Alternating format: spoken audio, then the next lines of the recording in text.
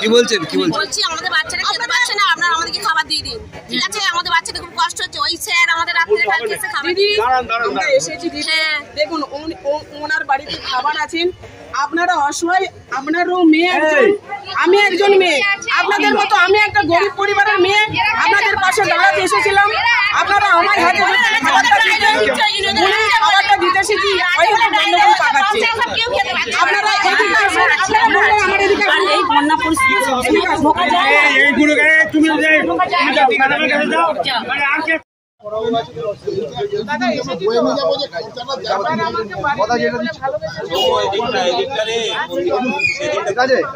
সমস্যাটা বিধানসভা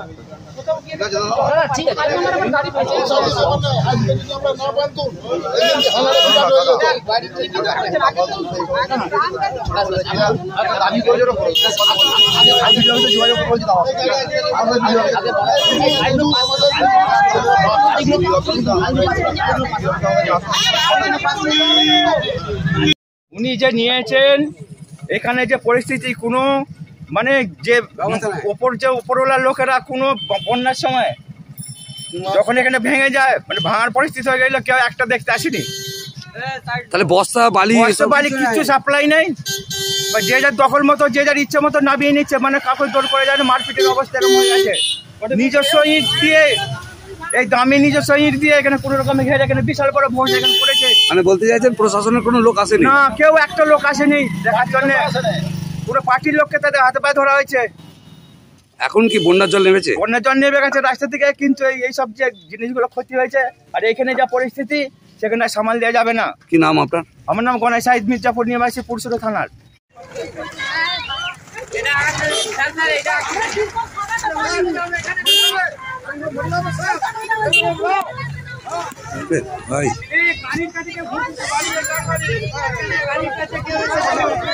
দেখুন, মুখ্যমন্ত্রী মমতা বন্দ্যোপাধ্যায়ের নামের আগে আছে একটা মানবিক।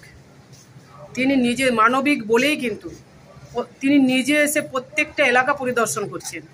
আর যে জলটা ছেড়েছে এটা জেনে বুঝে, এটা আমরা সকলেই জানি, বাংলাকে বিভিন্নভাবে হ্যারাসমেন্ট করার চেষ্টা, বাংলাকে মেরে ফেলার চেষ্টা। সে জব কার্ডের কাজ টাকা আটকে দেওয়া হোক, বাড়ির টাকা আটকে দেওয়া হোক, বা একদিনে একই রাত্রে এত পরিমাণ জল আমরা কেউ কোনোদিন দেখিনি। এটা তো পরিষ্কার বোঝাই যাচ্ছে যেন তেন প্রকারণ বাংলাকে যে কোনোভাবে, পশ্চিমবাংলার মানুষকে যে কোনোভাবে মারতে হবে। তার একটা নিদর্শন এই বন্যাটাকেও দেখলাম আমরা। আজকে লাখো লাখো মানুষ বন্যায় ভাসছে। আমাদের মানবিক মুখ্যমন্ত্রী মমতা বন্দ্যোপাধ্যায় নিজে পরিদর্শন করছেন। তাদের সমস্ত কর্মীদের যে যখন থেকে বৃষ্টি চলছিল, বন্যার আগে যে জলটা যদি না ছাড়তো তাহলে কিন্তু মানুষ এতটা আক্রান্ত হতো না, এতটা ক্ষতিগ্রস্ত হতো না। যখন থেকে অতি বর্ষা নেমেছে তখন থেকে সমস্ত কর্মীদের নির্দেশ দিচ্ছেন যে মানুষ কিভাবে আছে, তাদের পাশে দাঁড়ানো। আমরা চেষ্টা করেছি, আমরা একদম অতি সাধারণ একেবারে ক্ষুদ্র কর্মী আমরা চেষ্টা করেছি আরও কর্মীদের সাথে নিয়ে মানুষের কাছে যাওয়া, মানুষকে ন্যূনতম একটু খাবার, মাথার উপরে একটু তিরপল পরিষেবা।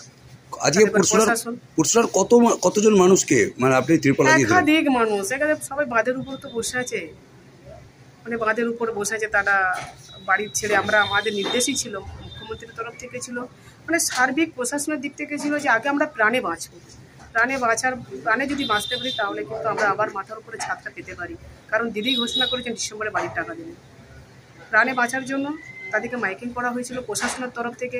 আমি আজকে যেখানে আছি পুরসুরার ওসি থেকে শুরু করে আইসি থেকে শুরু করে যেনারা আছেন এবং পঞ্চায়েত সমিতি, ব্লক, সার্বিক সবাই মিলে আমরা মাইকিং করেছিলাম যে আপনারা প্রাণে বাঁচুন, মাথা গোঁজার একটা আশ্রয় নেন। স্কুল যেগুলো ডুবে যায়নি সেই জায়গায় তাদেরকে রেখে রেস্কিউ করে এনে তাদের হাতে একটু খাবার, একটু তিরপল তুলে দেওয়া, পানীয় জল, চেষ্টা করো মানুষের পাশে থাকার একটা চেষ্টা মাত্র। সব ছেড়ে ছুড়ে আমরা তো পালাবই, ফুল স্পিডে দৌড়ে যাবই, আমরা খেলবো, শিখবো, পড়বো, নাচবো, নতুন বন্ধু পাতাবই।